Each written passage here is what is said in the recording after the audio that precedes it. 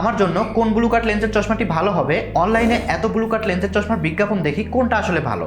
এই ভিডিওটা শুধু তাদের জন্য যারা সাধারণ ব্লু কাট লেন্সের চশমার পরিবর্তে চাচ্ছেন উন্নত মানের ব্লু কাট লেন্সের চশমা ব্যবহার করবেন। প্রথমে ক্লিয়ার করি, সাধারণ ব্লু কাট লেন্সে যেসব সমস্যা দেখা যায়, অল্প দিনে লেন্স ঘোলা হয়ে যায়, ভীষণ ক্লিয়ার পাওয়া যায় না, বারবার লেন্স মুছতে হয়, মশার কারণে লেন্সের দাগ বা স্ক্র্যাচ পড়ে যায়, লেন্স পরিষ্কার না থাকলে চোখের উপরে চাপ পড়ে।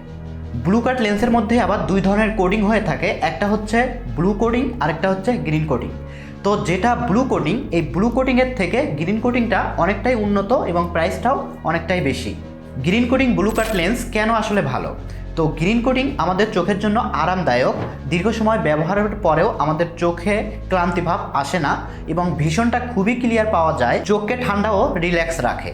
এছাড়াও চক্ষু বিশেষজ্ঞরা আমাদেরকে সবুজ গাছপালার দিকে তাকিয়ে থাকতে বলে, কারণ সবুজ রং আমাদের চোখের জন্য স্বস্তিদায়ক। আমাদের রিকমেন্ডেশন, যদি প্রাইস নিয়ে সমস্যা না থাকে তাহলে আমরা রিকমেন্ড করি ব্লু কাট গ্রিন কোডিংয়ের থেকেও উন্নত মানের ব্লু কাট গ্রিন কোডিং এন্টিফক লেন্সটা ব্যবহার করার জন্য।